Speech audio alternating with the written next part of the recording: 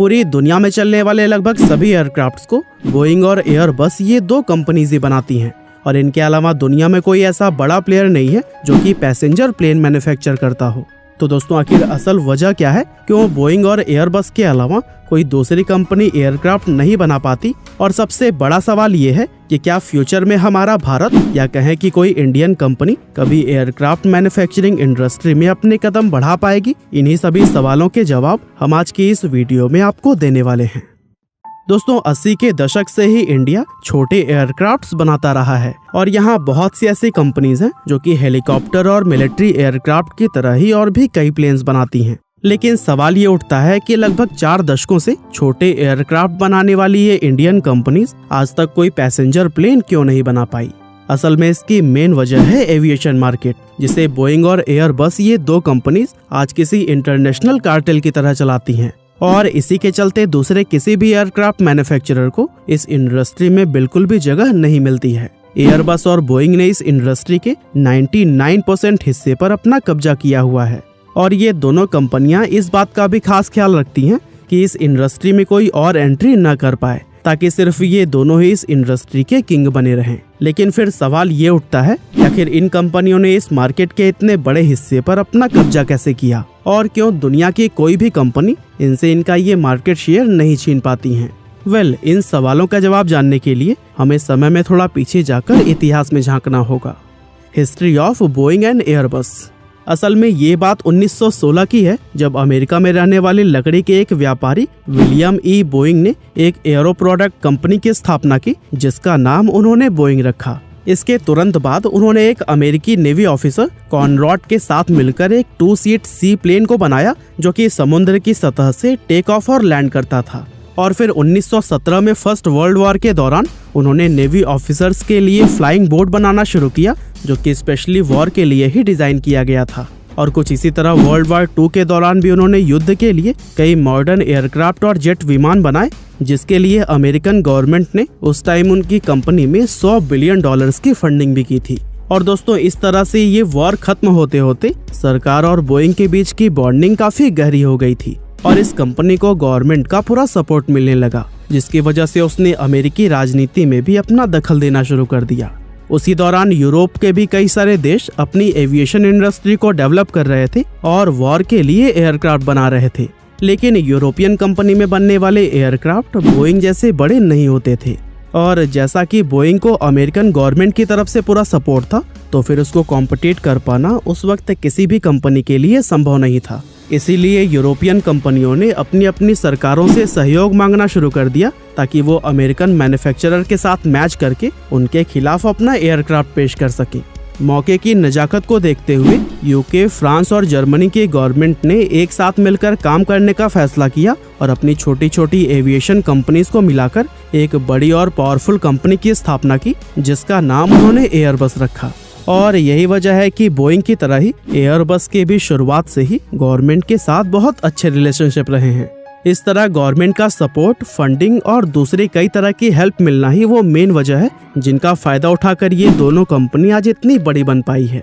हालांकि चलिए अब हम जानते हैं कि कैसे बोइंग और एयरबस पूरी दुनिया में अपनी दादागिरी चलाती हैं और किसी भी प्लेयर को इस फील्ड में आने ही नहीं देती।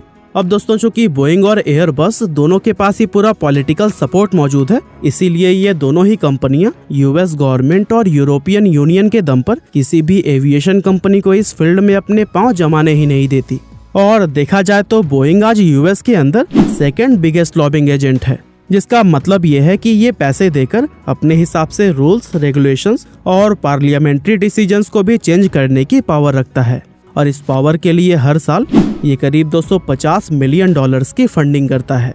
सरकार के सपोर्ट के अलावा इन दोनों ही कंपनियों के पास एविएशन गाइडलाइन और प्लेन की क्वालिटी को चेक करने वाले ऑर्गेनाइजेशन FAA यानी कि फेडरल एविएशन एडमिनिस्ट्रेशन और EASA यानी कि यूरोपियन एविएशन सेफ्टी एजेंसी का भी इनडायरेक्टली सपोर्ट है और ये जब चाहे अपने फायदे के अनुसार गाइडलाइंस और लॉ में फेरबदल कर सकते हैं। अब अगर हम कुछ बड़ी कंट्रीज जैसे इंडिया, रूस और चीन को छोड़ दें, तो इसके अलावा जितनी भी कंट्री पूरी दुनिया में मौजूद हैं, वो सब EASA या फिर FAA के सेफ्टी स्टैंडर्ड को फॉलो करती हैं। इसीलिए बोइंग और एयरबस का इस पूरी इंडस्ट्री पर कब्जा करना और भी आसान हो जाता है।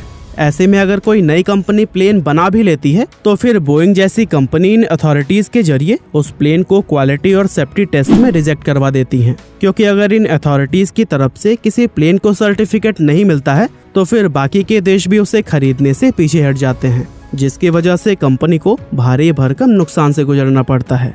और कुछ ऐसा ही एक कैनेडियन कंपनी बॉम्बार्डियर के साथ में भी हुआ था, जिसने बहुत पहले ही यह समझ लिया था कि आने वाले वक्त में छोटे प्लेन्स की डिमांड काफी बढ़ने वाली है और इसी वजह से उसने छोटे प्लेन्स की मैन्युफैक्चरिंग स्टार्ट कर दी थी। अब बोइंग और एयरबस उस समय सिर्फ बड़े साइज के प्लेन से बनाते थे, क्योंकि उन्हें लगता था कि छोटे प्लेन्स में वो प्रॉफिट नहीं कमा पाएंगे।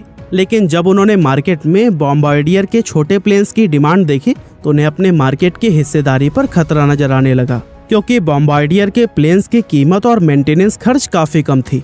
इसीलिए जिन देशों को छोटे और अफोर्डेबल शॉर्ट रूट प्लेन्स की जरूरत थी, वहां से बॉम्बार्डियर कंपनी को काफी सारे प्री ऑर्डर आने शुरू हो गए। और ये सब देखकर बोइंग ने बॉम्बार्डियर के खिलाफ यूएस गवर्नमेंट में ये कंप्लेन कर दी कि ये कंपनी मार्केट में पैर जमाने के लिए बहुत ही सस्ते दामों में प्लेन बेच रहा है, इसीलिए इस पर कम से कम 80% का इम्पोर्ट टैक्स लगना ही चाहिए।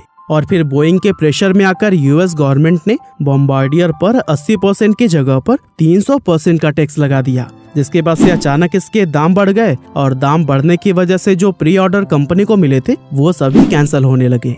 इस तरह इस इंडस्ट्री की एक उभरती हुई कंपनी अपनी उड़ान भरने से पहले ही बंद होने के कगार पर आ गई थी। और इसी चीज का फायदा उठाकर एयरबस ने इस कंपनी के 50.1% शेयर को खुद एक्वायर कर लिया। इसके अलावा कोमेन नाम की एक चाइनीज एयरक्राफ्ट कंपनी ने भी बोइंग और एयरबस को टक्कर देने के लिए अपना एक प्लेन बनाया था, लेकिन उसे EASA या फिर FAA की तरफ से अप्रूवल नहीं दिया गया, जिसकी वजह से उस कंपनी के 20 प्लेन सिर्फ चाइनीज गवर्नमेंट ने ही खरीदे। और इस तरह से जब अथॉरिटीज ही बोइंग और एयरबस के कंट्रोल में है तो भला इनसे और कोई मुकाबला कैसे कर पाएगा। Why India can't make aeroplanes. खैर चलिए दोस्तों, अब आखिर में हम बात करते हैं कि भारत प्लेन क्यों नहीं बना सकता। असल में प्लेन मैन्युफैक्चर करना एक बहुत ही बड़ा और एक्सपेंसिव काम है, और देखा जाए तो एक छोटे प्लेन को बनाने में भी अप्रॉक्स 10 से 15 बिलियन डॉलर्स का खर्चा आता है, जिससे कि ये काम बिना किसी सरकारी मदद के कर पाना किसी भी कंपनी के लिए बहुत मुश्किल है। और अगर हम इंडिया की बात करें तो हमारे देश की इकोनॉमी भी अभी इतनी स्ट्रांग नहीं हुई है कि हम किसी ऐसी कंपनी में इतना ज्यादा पैसा लगा दें जिसके अप्रूवल मिलने के चांसेस भी लगभग ना के बराबर हों। लेकिन अगर इंडिया को पैसेंजर एरोप्लेन मैन्युफैक्चरिंग इंडस्ट्री की तरफ अपना कदम बढ़ाना है तो फिर इसके लिए शुरुआत छोटे प्लेन से ही करनी चाहिए, क्योंकि आने वाले सालों में डोमेस्टिक एरोप्लेन की डिमांड काफी बढ़ती हुई दिखाई दे रही है। हालांकि ऐसा करके भी इस इंडस्ट्री में पैर जमाना इतना आसान नहीं होगा, क्योंकि जिस दिन इंडिया अपना खुद का पैसेंजर प्लेन बनाना शुरू कर देगा तभी से वो इन दोनों कंपनियों यानी कि बोइंग और एयरबस के निशाने पर आ जाएगा। इसके अलावा आज की डेट में कोई भी एरोप्लेन मैन्युफैक्चरिंग कंपनी तब तक सक्सेसफुल नहीं हो सकती जब तक उनके प्लेन्स को ग्लोबली एक्सेप्ट न किया जाए। लेकिन जैसा कि हमने आपको पहले भी बताया कि EASA या फिर FAA का सर्टिफिकेट पाना आज एक नामुमकिन सी बात बन गई है। तो दोस्तों आई थिंक ऐसे में यह समझना आपके लिए बिल्कुल भी मुश्किल नहीं होगा कि इंडिया या फिर उसकी तरह दूसरा कोई भी देश एरोप्लेन क्यों नहीं बना सकता। बाकी आज की हमारे इस वीडियो में बस इतना ही था। ये वीडियो आपको कैसी लगी हमें कमेंट करके ज़रूर बताइएगा। आपका बहुमूल्य समय देने के लिए बहुत बहुत धन्यवाद।